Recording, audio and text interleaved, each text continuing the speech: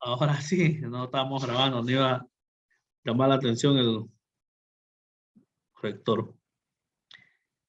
En segunda de Timoteo 3:16, segunda de Timoteo 3:16, hermana Itma, ¿le puede dar lectura, por favor?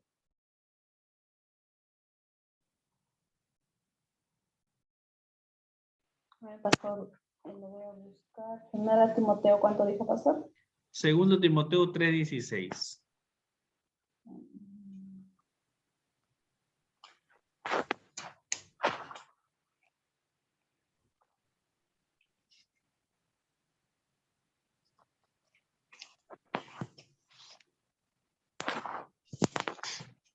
Amén.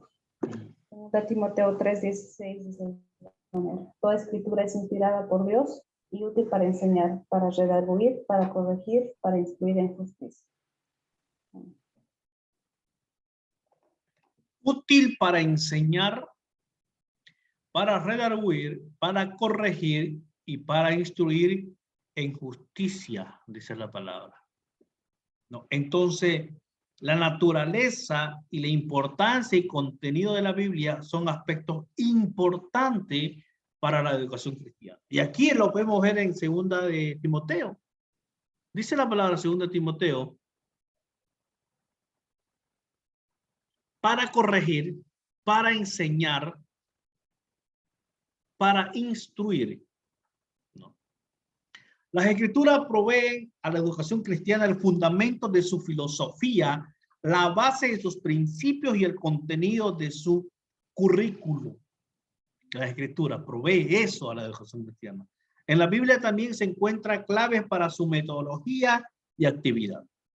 Es apropiado, por lo tanto, explorar la herencia de nuestros principios y prácticas de educación tienen en el Antiguo y Nuevo Testamento. Entonces, hermanos queridos, es muy interesante lo que vamos a avanzar hoy. La herencia del Antiguo Testamento. Estamos hablando de la educación cristiana en el Antiguo Testamento. Vamos a compartir pantalla.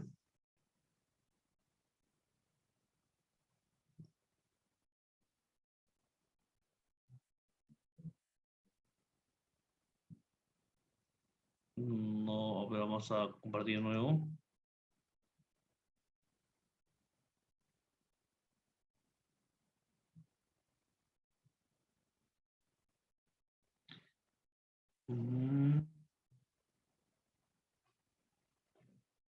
Ahorita ya vamos a...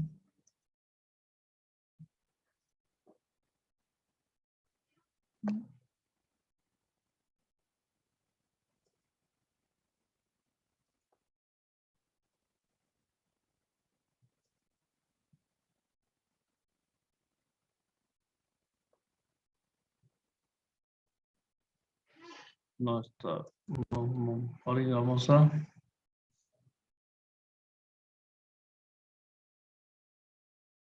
Ahorita, hermanos, vamos a componer el tema de la para compartir.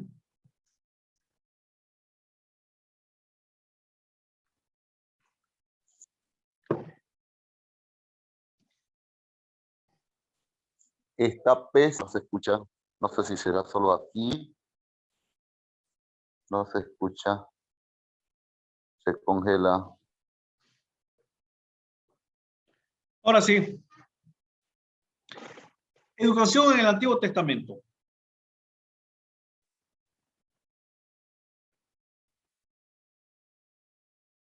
La educación en el Antiguo Testamento, le decía.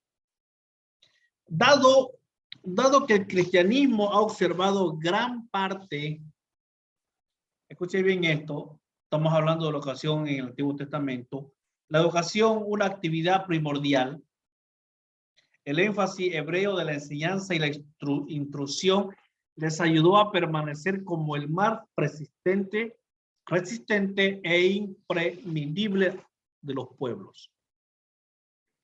En diferentes momentos la educación se convirtió en el único medio de perpetuar su forma de vida. El Talmud proclama: si busca destruir a los judíos, primero debe destruir a los maestros. Mire, es interesante lo que habla el Talmud. El Talmud es un libro, es como sus estatutos para ello. Y nos dice,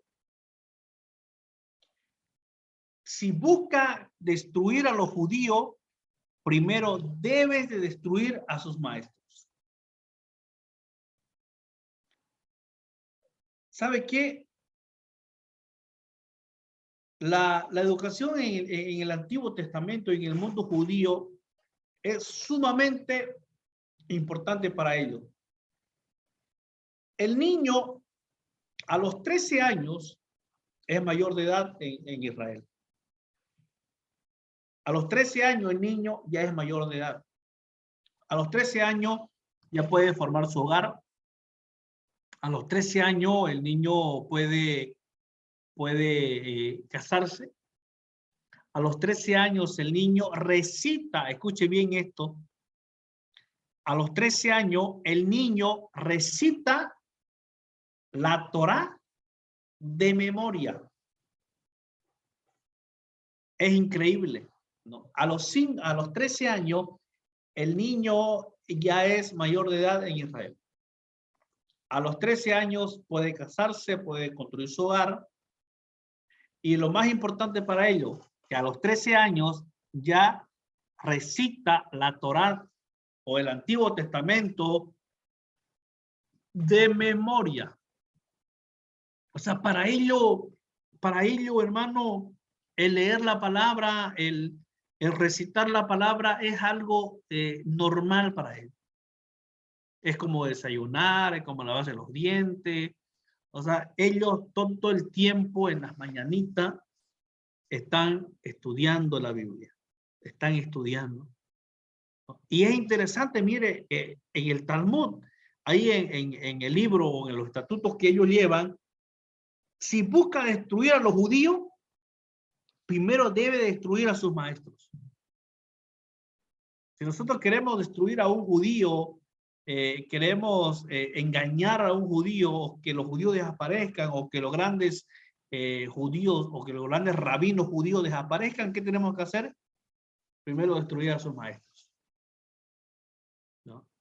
Interesante sería acá en América Latina, en Bolivia, ¿no? Que nuestras autoridades sean el reflejo de los maestros, pero lastimosamente hay muchas autoridades que da mucho que desear, ¿no? Aprueban cualquier cosa menos cosas positivas para el bien de la sociedad, y eso quiere decir que no fueron a una escuela o que no tuvieron un maestro que les dé o que los direccionen a lo bueno, ¿no? Hoy en día la educación continúa siendo una actividad primordial entre los judíos.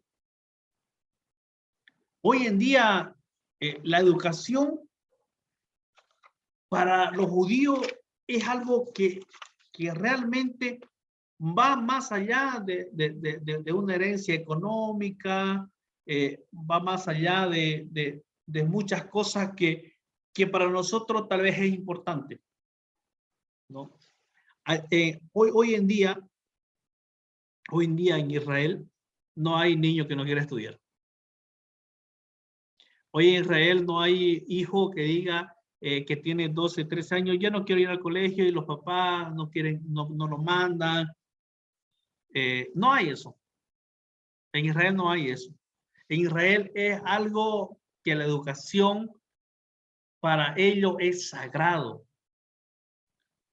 La totalidad de la vida es sagrado para ellos. O sea, no hay que no quiero estudiar, o que no hay que no quiero leer la Biblia. No. O sea, para ellos la totalidad de la vida es sagrada.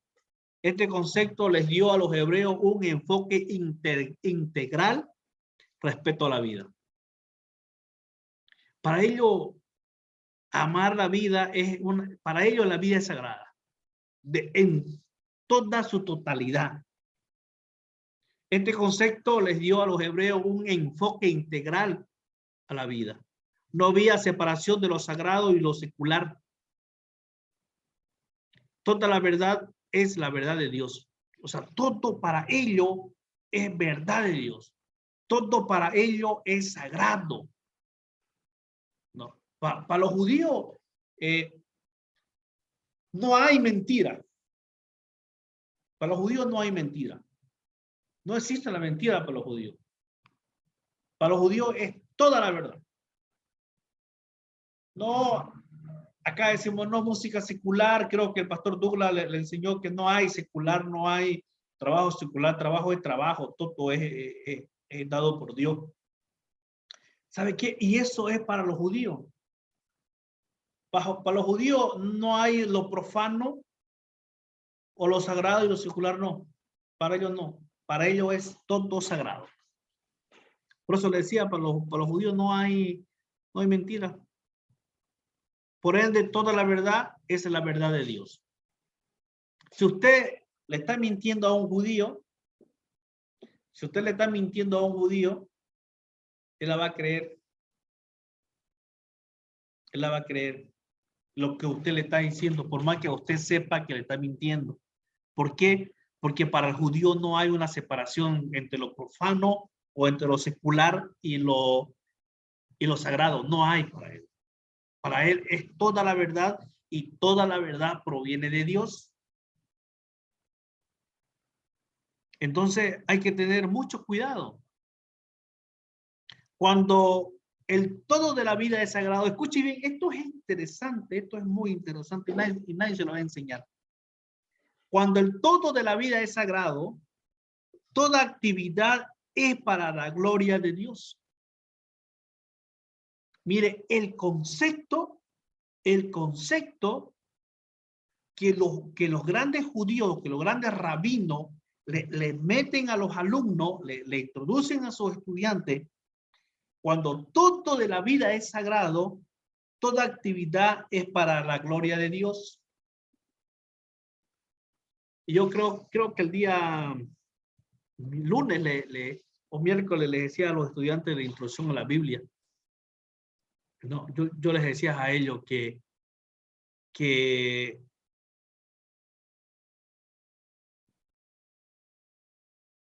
el testimonio de un cristiano no es en la iglesia, no es en la universidad, en el trabajo, no es frente a los amigos. Yo les decía eso, no es. El testimonio de un cristiano es cuando uno está solo. ¿Qué escuchamos? ¿Qué leemos? ¿Qué miramos? ¿Qué pensamos? Y mire el concepto que tienen los judíos. Cuando el todo de la vida es sagrado, toda actividad es para la gloria de Dios. De modo que la educación de toda su fase quedó dentro del ámbito de lo sagrado. Mire, esto es interesante. Entonces, si todo de la vida es sagrado, toda actividad que yo haga es para la gloria de Dios, entonces la educación dentro de los judíos en toda su fase quedó dentro del ámbito sagrado. Jesús debió tener este concepto en mente cuando se refirió a la necesidad de orar y no desmayar. Lucas 18:1. Mire, esto es interesante. Estamos en la educación del Antiguo Testamento. La convicción ciertamente se halla contenida en el mandato de amar a Dios con todo el ser. Deuteronomio 6:5. A ver, hermana Marisela, Deuteronomio 6:5.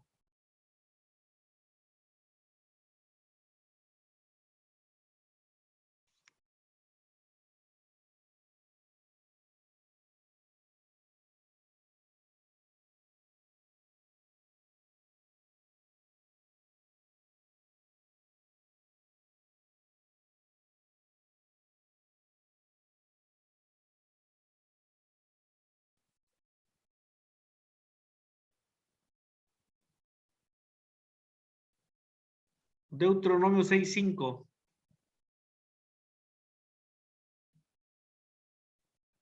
Deuteronomio 6:5.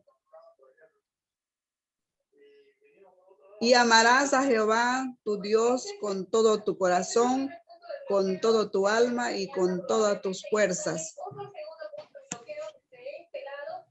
Amarás al Señor tu Dios con todo tu ser. alma, cuerpo y espíritu.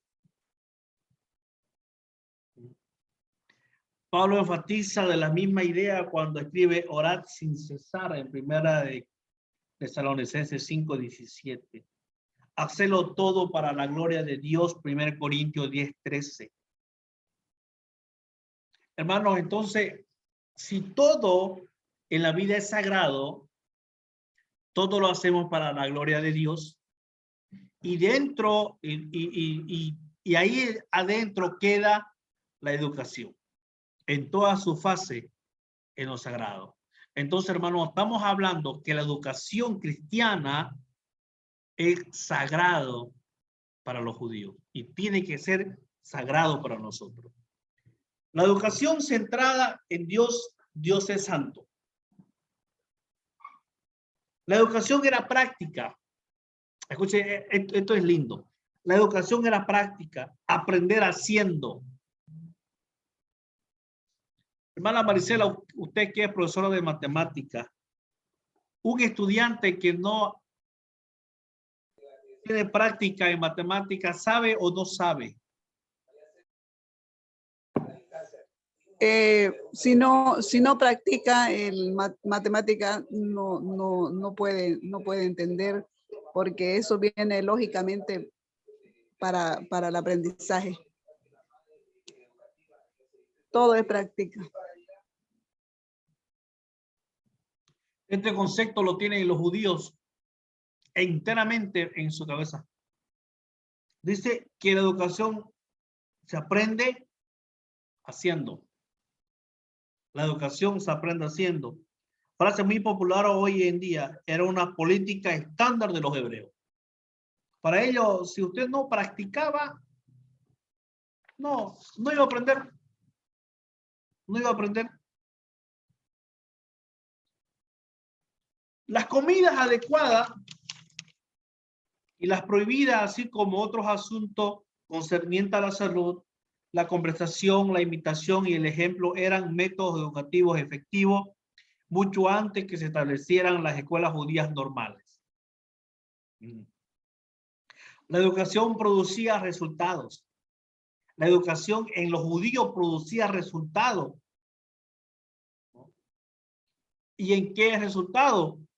En los altos ideales religiosos y morales, en un carácter sobresaliente de los judíos y una grandeza nacional. En eso,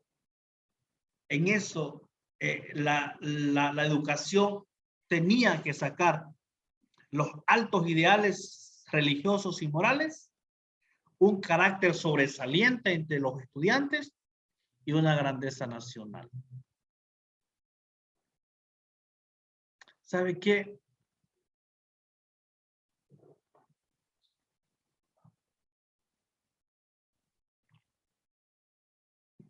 Entonces, lo que leamos en 2 Timoteo 3:16, que la educación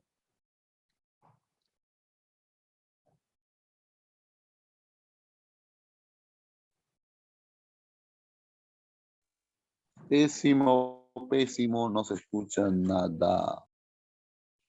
A ver, hermano, ¿los demás me escuchan bien?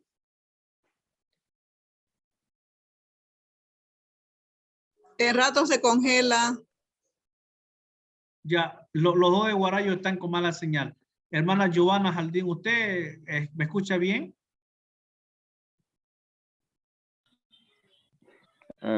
Hay por momentos que medio que entrecortado, ¿no? Pero no tan, digamos, la señal está más o menos, por ratitos nomás. Hermana Itma.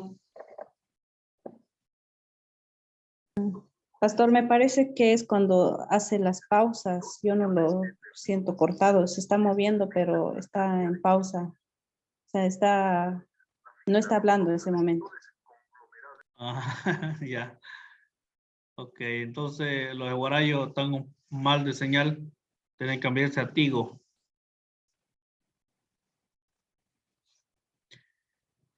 Seguimos entonces. Seguimos compartiendo algo interesante. Algo interesante que quiero que hablemos hoy.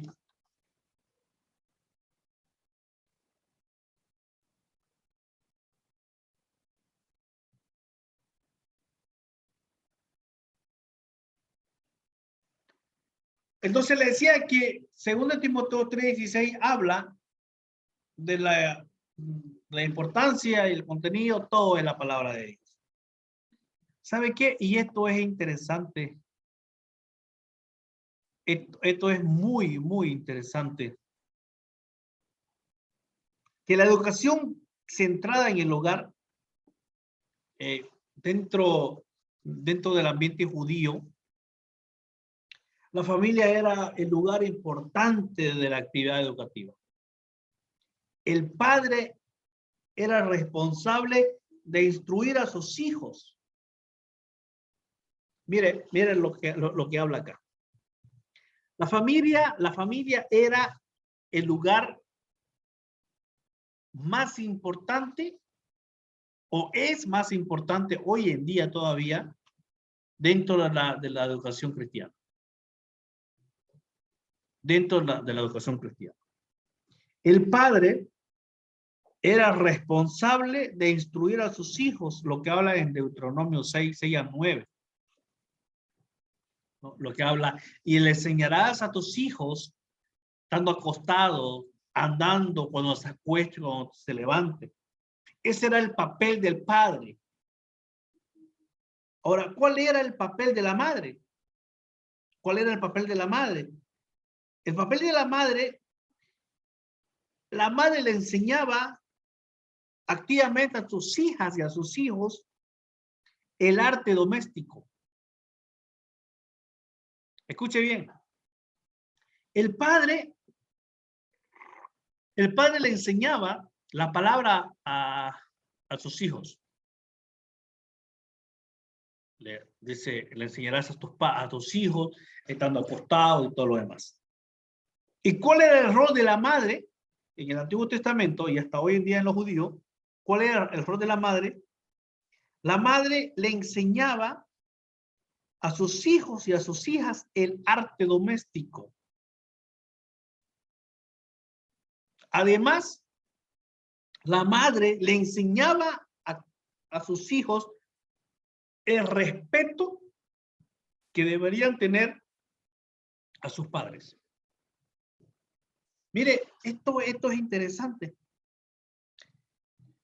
Y hoy en día, hoy yo estaba analizando y estaba leyendo un texto de familia, donde reflejaba de que una de las razones por muchos problemas dentro del hogar es que nosotros a nuestros hijos no le damos responsabilidades.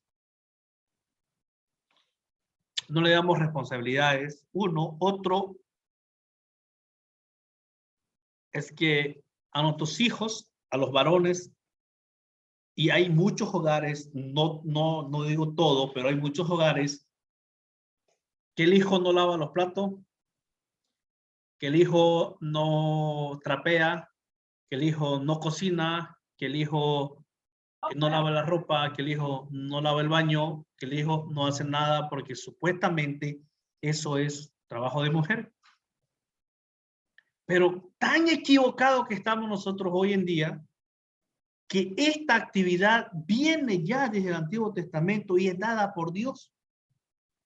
En el Antiguo Testamento, estamos viendo la historia del Antiguo Testamento, los padres eran los responsables de enseñar a sus hijos la palabra de Dios. ¿Y cuál era el trabajo de las esposas? Era a sus hijos y a sus hijas enseñarle el arte doméstico. Enseñarle a cocinar, enseñarle a hacer las tareas del hogar. A ambos, hombres y mujeres. ¿Y qué más? ¿Sabe cuál era el trabajo más que hacía la mamá? En Proverbios 1:8. En Proverbios 1:8. Dice, oye, hijo mío, la instrucción de tu padre y no desprecie la dirección de tu madre. O sea, la mamá aparte de enseñarle las cosas domésticas del hogar, lo hacía respetar las decisiones del padre. Y es por eso que acá dice en Proverbios, oye, hijo mío, escucha la instrucción de tu padre. La madre le dice, pero no desprecie la dirección de tu madre. Mire, la educación, hermano querido, nace y parte o está centrada en el hogar. Está centrada en el hogar. Ahora, yo les pregunto, pero no me contesten. Los que tenemos hijos todavía pequeños que están con nosotros, ¿qué responsabilidad tienen en casa? No sé, tal vez alguien me pueda responder, que quiera responderme de las mamás o los papás que están acá. ¿Qué responsabilidad tienen sus hijos en sus casas? ¿Alguien que me quiera responder?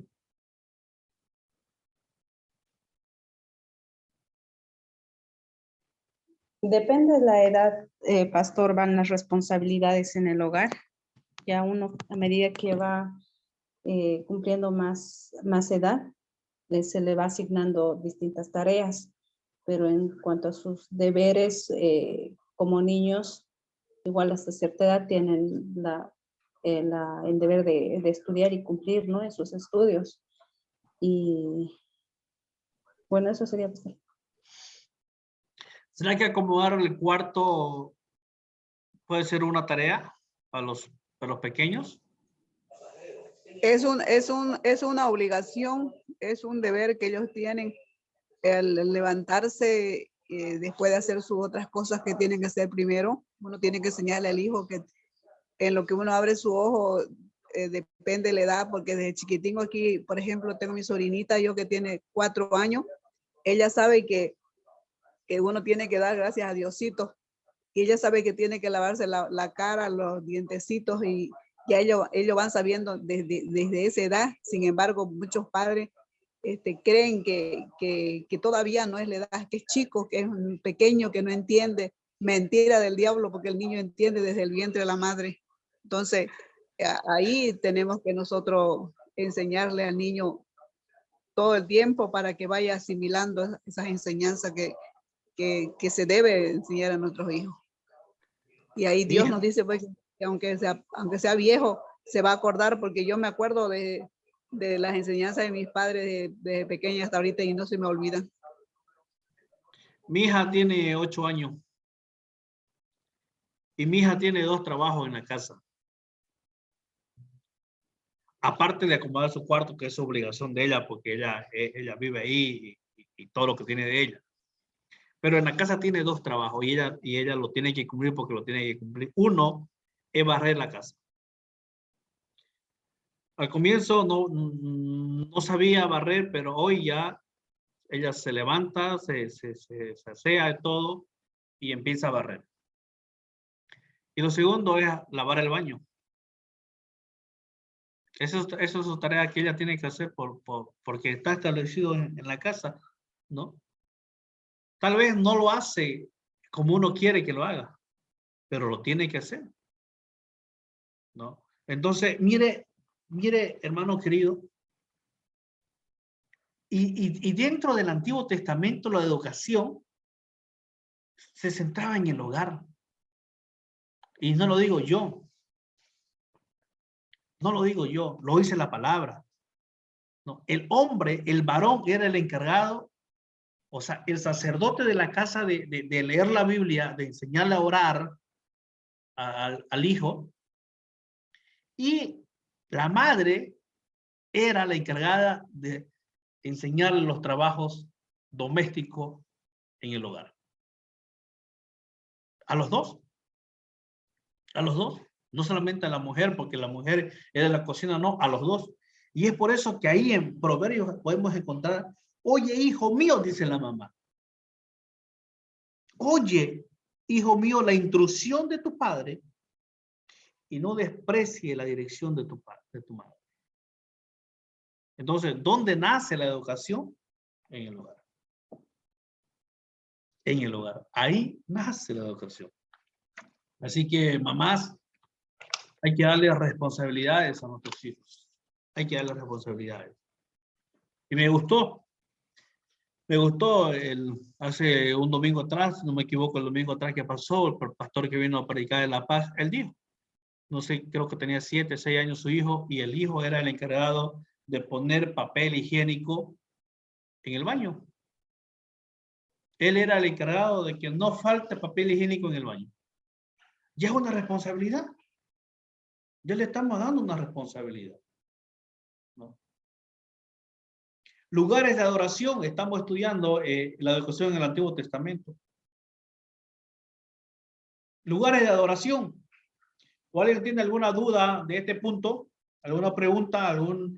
¿Algo que quiera comentar? ¿Puede hacerlo? Está bonito, pastor. Hay hartísimas cosas que analizar, pero es muy complejo, pero está entendible. Ya está bien la Mejora, señal. mejora la señal en Guarayos.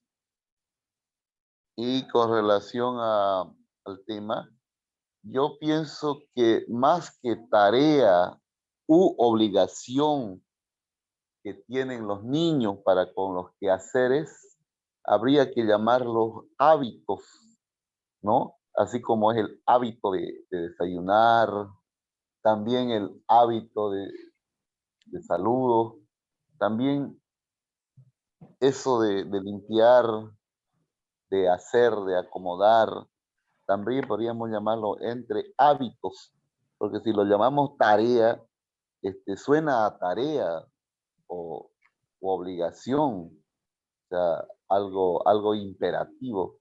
En cambio, si es hábito, forma parte de la habitualidad, así como respirar, así como caminar, es algo más normal en la vida de los niños.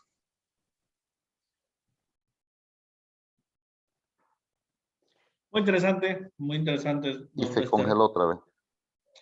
El actual, mire, antes de entrar al tema de los lugares de la adoración, el actual deterioro de la posición de responsabilidades del padre en el hogar se ha caído. Se ha caído. Y eso se puede explicar en algunas de las dificultades de jóvenes en nuestro actuar, en nuestra actualidad. Hay muchos jóvenes, muchos adolescentes sin valores, sin principios. ¿Por qué eso? Porque la posición del hombre en el hogar se ha deteriorado. ¿Por qué hay niños malcriados en los colegios? ¿Culpa del profesor?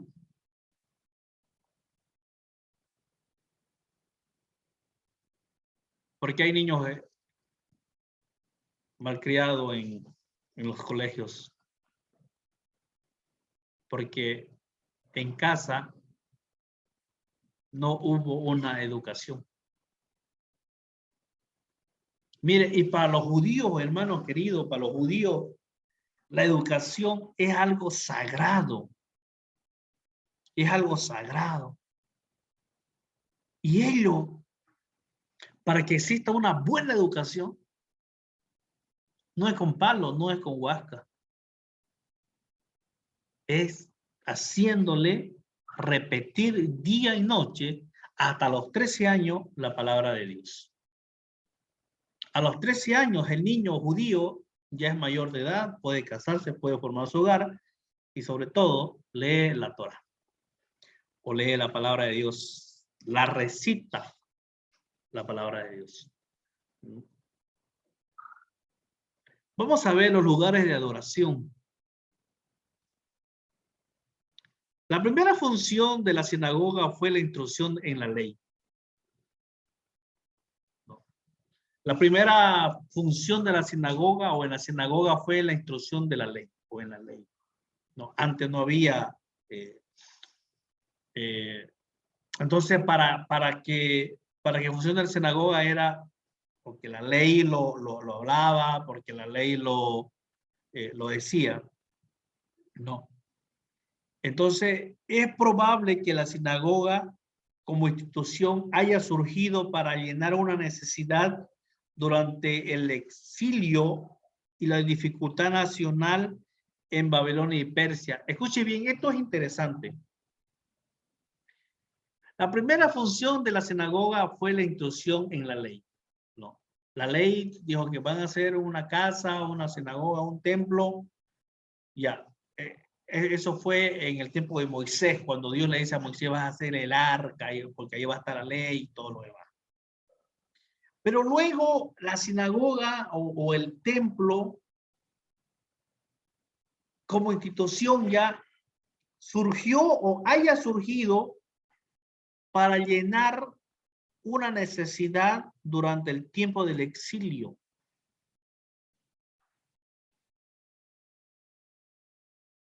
En Babilonia y Persia. Y en Salmos 134, 137:4 habla, ¿cómo cantaremos cánticos de Jehová en tierra de extraños? ¿Cómo cantaremos cánticos de Jehová en tierra de extraños? Esto, los judíos estaban en Babilonia y Persia. Estaban de esclavos, lo habían sitiado. Entonces, ellos preguntaron, ¿cómo cantaremos cánticos a Jehová en tierra de extraños? Lejos de su amada tierra, la sinagoga se convirtió en un lugar de adoración comunitaria y ayudó a Judá a preservar su particular forma de vida bajo circunstancias adversas. Al comienzo la sinagoga era o se creó o se hizo para la ley, para leer la ley y estaban la ley y los castigos y todo lo demás. Pero luego la sinagoga se estableció como un lugar muy particular de adoración y llenar el vacío o buscar a Dios en la adversidad. Vamos a repetir, la sinagoga primero se creó por instrucción de la ley. No. Pero luego la sinagoga se vino a convertir en un lugar de adoración. ¿Cuándo se convierte en un lugar de adoración? ¿Cuándo se convierte en un lugar de adoración? Cuando se encontraron esclavos en Babilonia y en Persia. Y ellos preguntan, ¿cómo cantaremos cántico a Jehová en tierra ajena?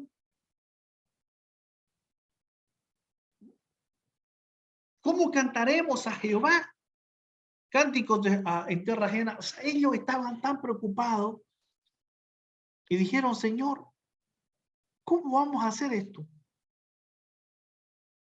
¿Cómo vamos a adorar a Dios en tierra ajena? Entonces ahí se convirtió la sinagoga en un lugar de adoración, en un lugar de ayuda bajo las circunstancias adversas en las que se encontraban ellos. Con algunas adaptaciones posteriores, la sinagoga se convirtió en la institución judía más difundida. Mire, ¿cómo va escalando? Poco a poco. Primero, la sinagoga se crea por instrucción de la ley, para que ahí dentro de la sinagoga solamente se lea las leyes, nada más. Luego, las mismas sinagogas se vienen a convertir en un lugar de adoración, porque ellos necesitaban adorar a Dios.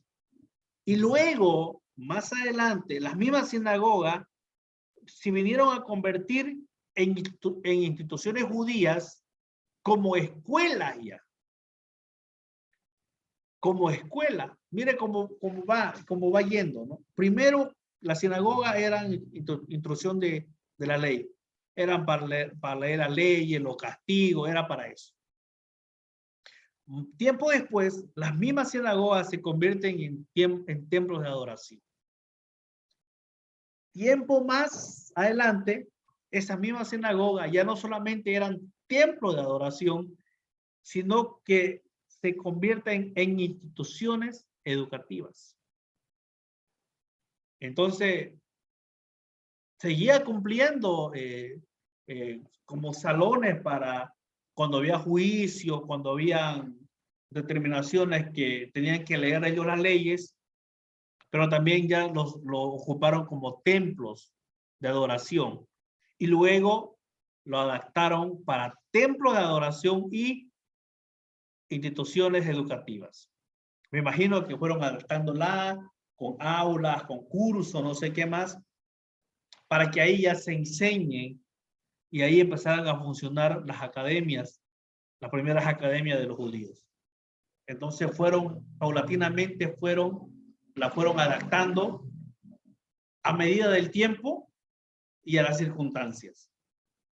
Entonces, los judíos buscaron un lugar de adoración, ¿no? Buscaron dónde adorar a Dios, dónde buscar a Dios en momentos difíciles. Hermanos, ¿y hoy en día dónde buscamos a Dios? Cuando estamos mal, ¿dónde vamos a buscar a Dios?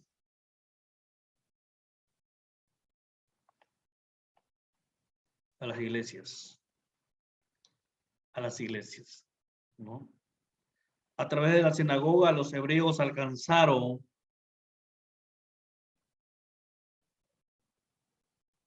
un conocimiento más profundo de la naturaleza del Dios verdadero que está presente en todo lugar. A través de la adoración y la enseñanza en la sinagoga, los hebreos comprendieron que el individuo podía tener acceso a Dios y cada uno debía asumir responsabilidad personal por sus propias acciones. Eso ellos entendieron en el lugar de adoración, en la sinagoga. Hermanos, ¿alguna pregunta, alguna duda que tengan que podamos responderle? Puede hacerla.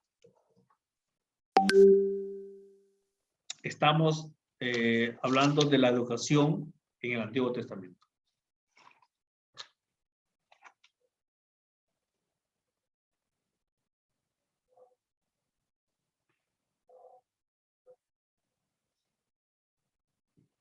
¿Todo está claro?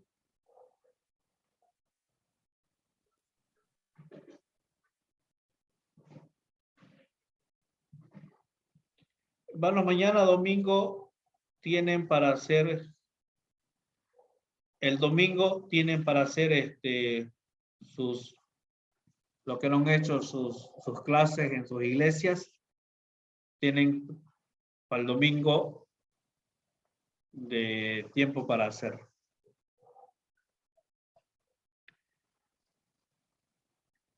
Lugares de adoración. Educación en el Nuevo Testamento. Vamos al Nuevo Testamento. ¿Cómo era la educación en el Nuevo Testamento?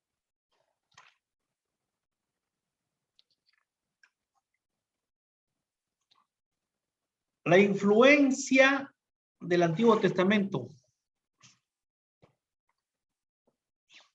Basta solo con observar la cantidad de referencia del Antiguo Testamento que se encuentra en el Nuevo Testamento. El Nuevo Testamento, como sabemos, es el cumplimiento de muchas de las profecías del Antiguo Testamento. El Nuevo Testamento es el cumplimiento de muchas profecías del Antiguo Testamento. Entonces vamos a hablar de la educación en el Nuevo Testamento.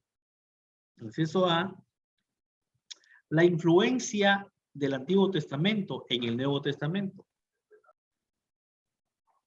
Basta solo con observar la cantidad de referencias del Antiguo Testamento que se encuentran en el Nuevo Testamento para darse cuenta que desde sus inicios el cristianismo fue influenciado por la educación hebrea. Sin embargo, Dios reveló al autor del libro de Hebreos que Hebreos 11:40, hermana Giovanna. Hebreos 11:40. Pastor, disculpe un ratito, me voy a salir, voy a volver a entrar, es que no se escucha, está muy lejos, por favor.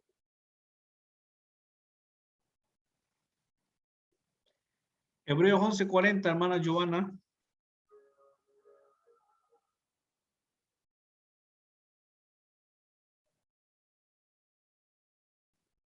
Ya, estoy buscando.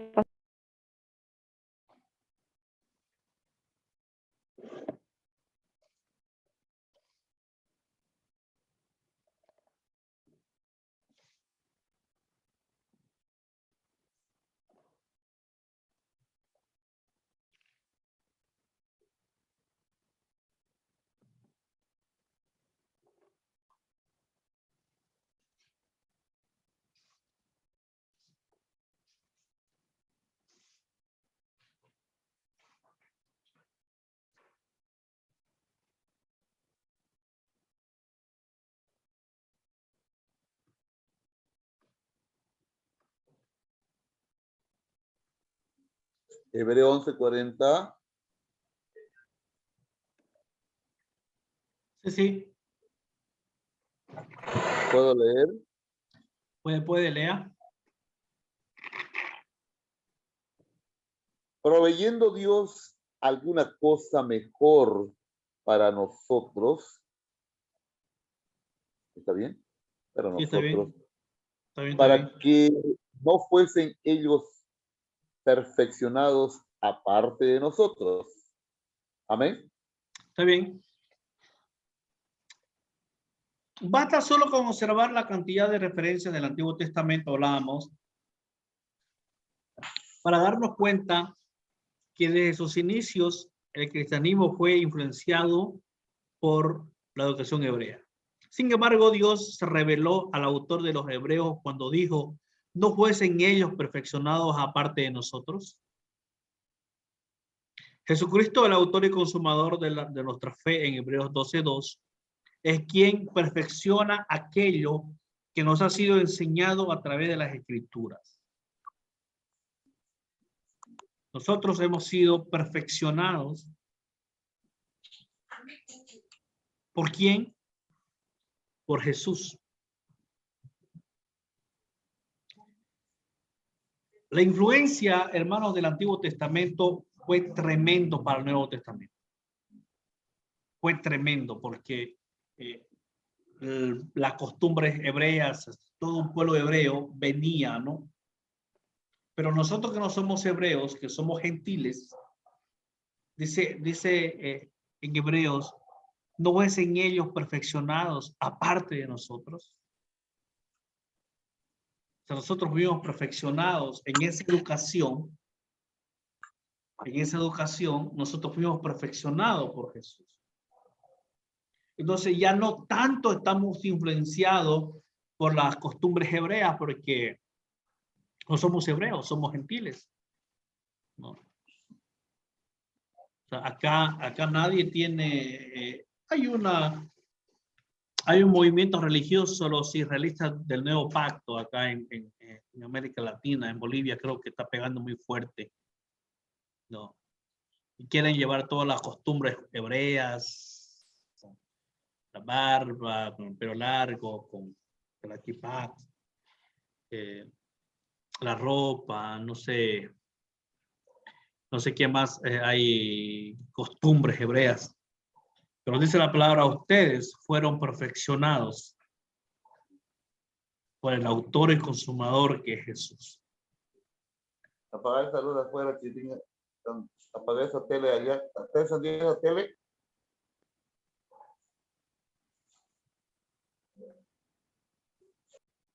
Tu micrófono de este es apagar.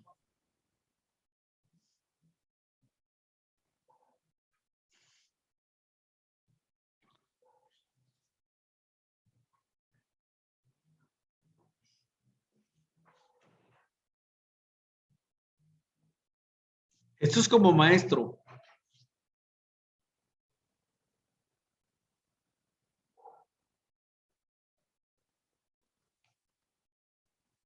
Jesús como maestro. Su énfasis en la enseñanza. Dado que Jesús es el máximo representante de la enseñanza cristiana, Él es nuestro mejor ejemplo para la enseñanza y la educación. Jesús era un maestro, la asignación que él mismo reconoció en Juan 13:13. Hermana Giovanna Jaldín, Juan 13:13. ¿Lo tiene a mano? Y Dariana, Juan 3:2. ¿Cómo dijo, pastor, perdón? Juan 13:13.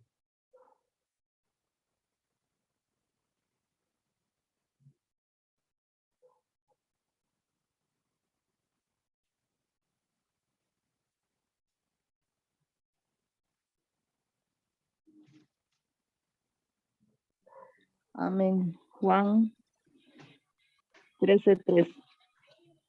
Dice así: vosotros me llamáis maestro y señor, y decís bien, porque lo soy. Jesús como maestro, vamos a hablar 3 puntos de Jesús como maestro. Número 1, su énfasis en la enseñanza. Dado que Jesús es el máximo representante de la enseñanza cristiana, él es nuestro mejor ejemplo para la enseñanza y la educación. Jesús será un maestro, designación que él mismo reconoció, ¿no? Ustedes me llaman maestro, es verdad, sí soy maestro. Dariana, Juan 13:2, ¿qué dice?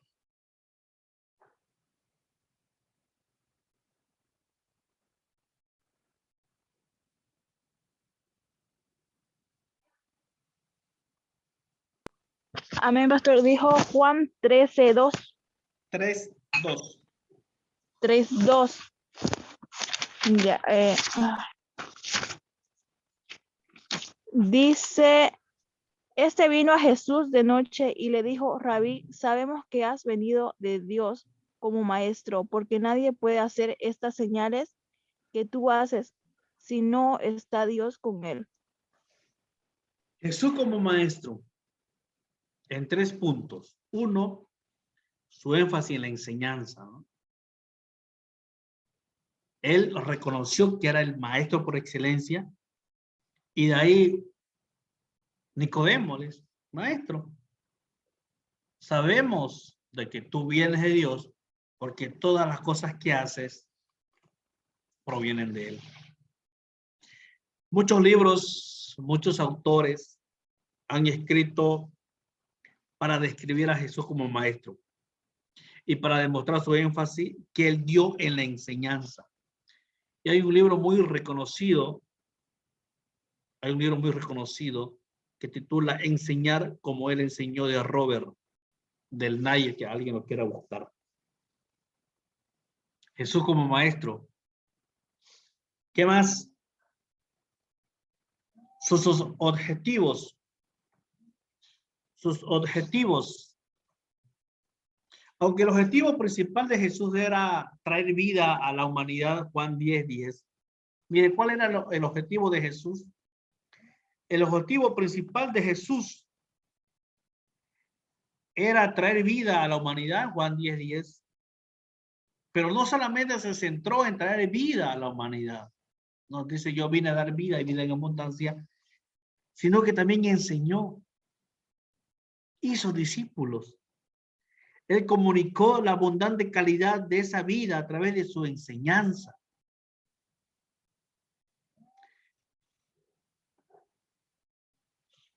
Hermano, el objetivo de Jesús era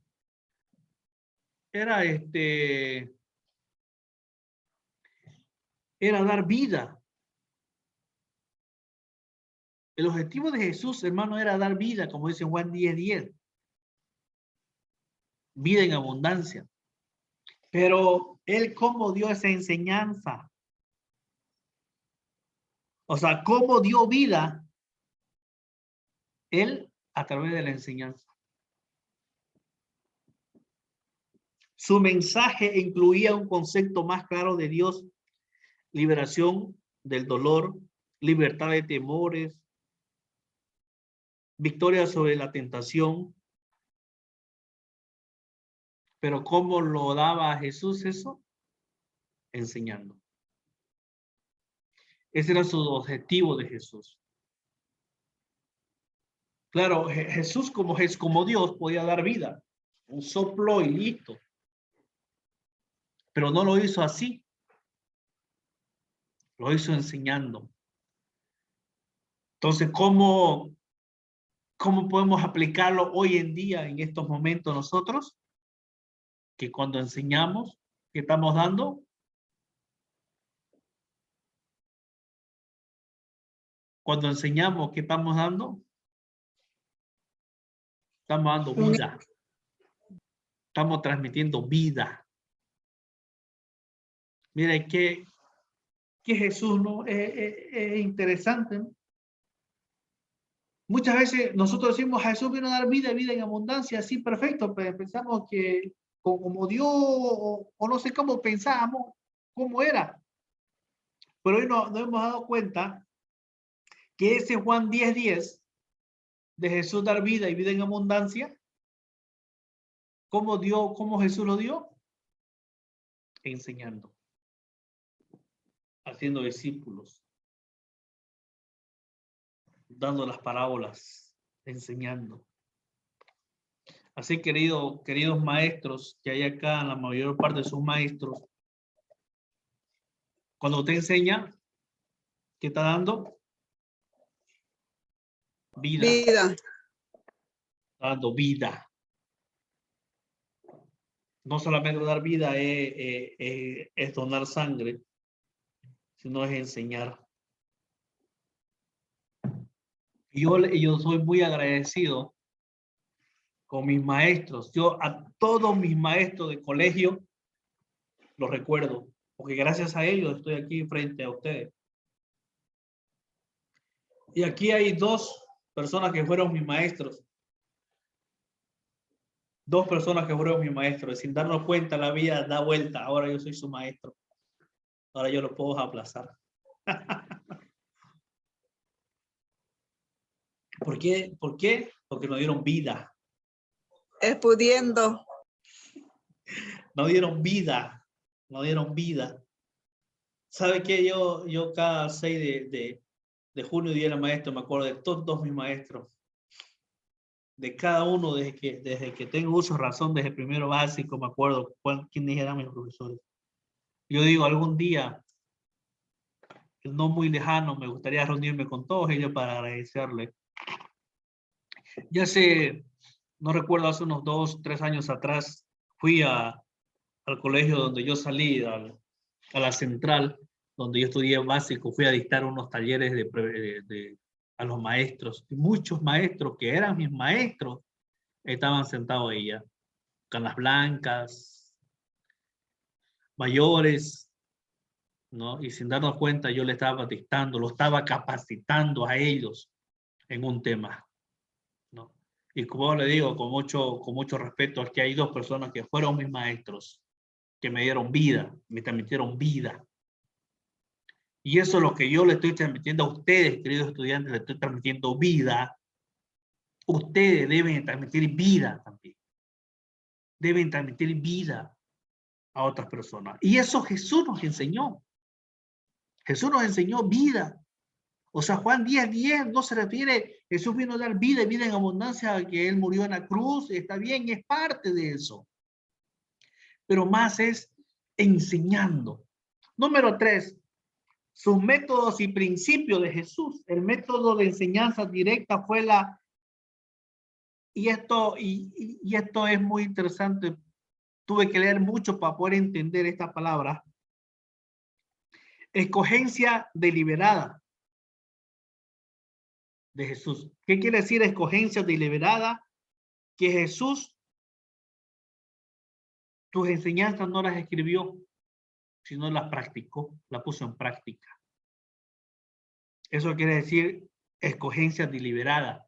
Que Jesús no las escribió, no solamente Él agarró un texto y lo mandó. A ver, estudien, lean.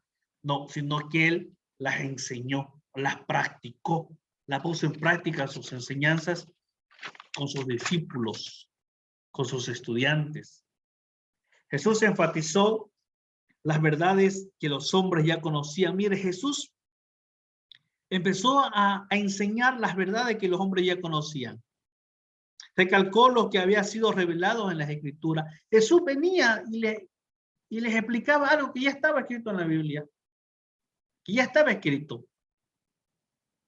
Amarás al Señor tu Dios con todo tu corazón, con toda tu mente. Ya había sido escrito en Deuteronomio y Jesús viene y lo repite, ¿no? O sea, le da algo que ya ellos conocían, sino que viene y se las recalca. Él escribió estas enseñanzas en el corazón de los hombres y el Espíritu Santo fue enviado para guiarlos a la realidad consciente. Juan 14:26. El éxito de Jesús en la comunicación de su mensaje se puede comprobar por el hecho de que tenemos tantas enseñanzas suyas registradas en el Nuevo Testamento, en los Evangelios. Tantas enseñanzas de Jesús que él no las escribió. Y es por eso que dice acá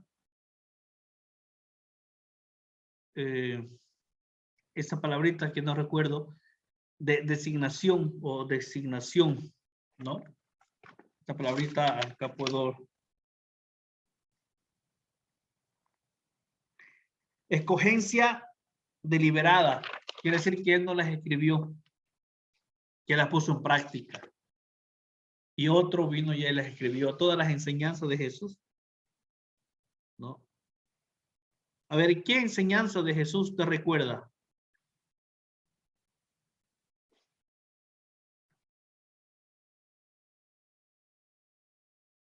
A ver, una enseñanza de Jesús. Alguien que me diga, esta parábola yo me acuerdo.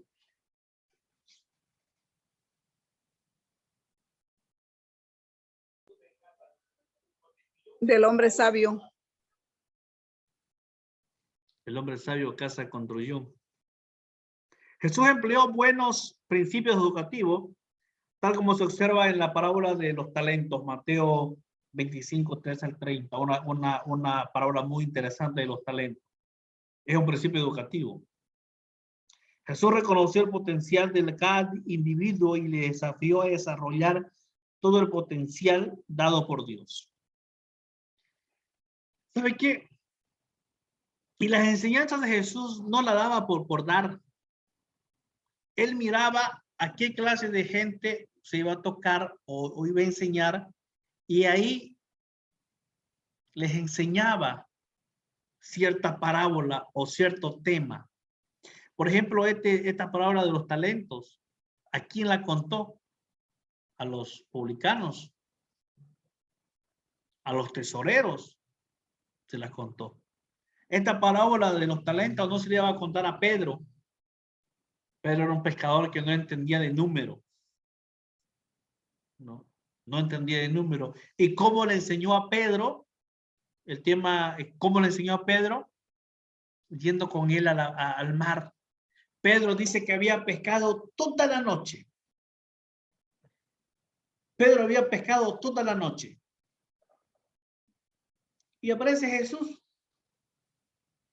Y le dice, vos a mar adentro. Pero Señor, hemos pescado toda la noche y no hay. ¿Cómo me venís a decir a las 9 de la mañana que vamos a pescar? ¿Pero qué le dice Jesús? Vamos adentro. Y a Pedro reconoce, no sé, en tu nombre. Si tú lo dices, en tu nombre echaré las redes. ¿Y cuál fue el resultado? Que tuvieron que llamar a sus amigos que estaban cerca con sus barcas porque se estaba hundiendo la canoa donde ellos estaban por la cantidad de pescado. Así le enseñó a Pedro. A Pedro no le enseñó los talentos porque no iba a entender de matemáticas, de nada, no iba a entender. A Pedro le enseñó tal como él sabía que había sido criado. Entonces, hermano, estas son las enseñanzas de Jesús como maestro.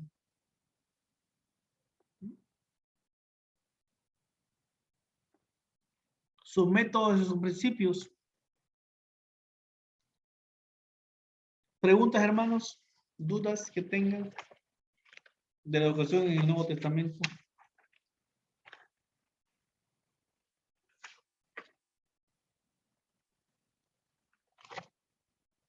ahí yo tenía duda, o sea, no, en realidad no tenía ni idea, no sabía por qué Jesús les enseñaba por parábola. Ahora yo me entiendo que de acuerdo a la capacidad de los hermanos, por ejemplo, un orador, él tiene que dar su taller de acuerdo a la situación de las personas, tiene que bajarse y subirse, depende del nivel de grado de instrucción de las personas. Entonces, por eso Dios, Jesucristo, les hablaba por parábola. Le hablaba por parábola y no con cualquier parábola a cualquier persona. No. Ahorita se me viene a la mente esta parábola del sembrador. ¿Dónde le enseñó Jesús la parábola del sembrador? En el campo. ¿A quién estaban ahí? No habían pescadores. No habían pescadores. Eran agricultores. Eran agricultores. ¿No? Entonces, hermanos queridos, amados en el Señor, cuando uno enseña, ¿qué da? Vida. Cuando uno enseña, da vida.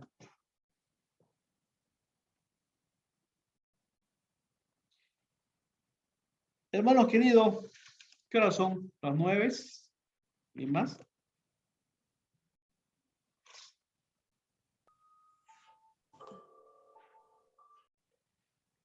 Hermanos, Dios les bendiga. Hoy hemos terminado la clase correspondiente a hoy. Hemos avanzado la educación en el Antiguo Testamento y la del Nuevo Testamento. Mañana, domingo, último domingo, tienen para hacer su clase en la escuela dominical. Hable con su pastor.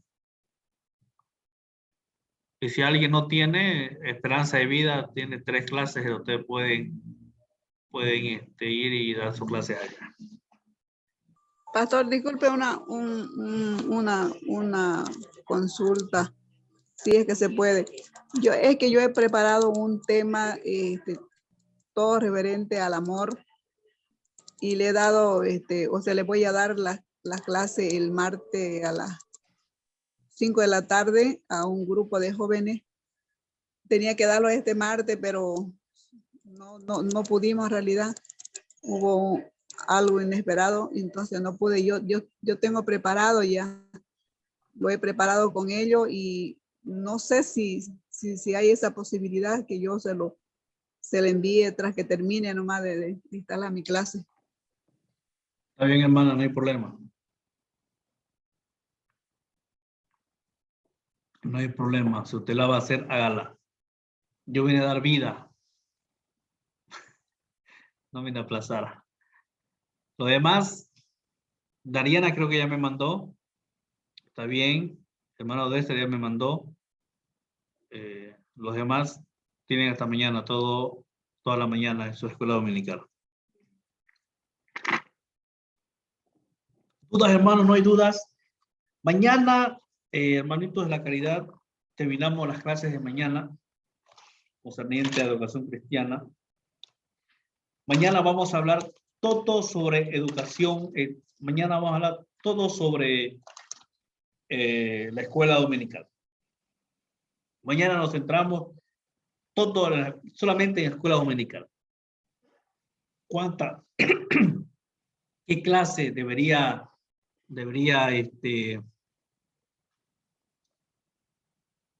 qué clase debería haber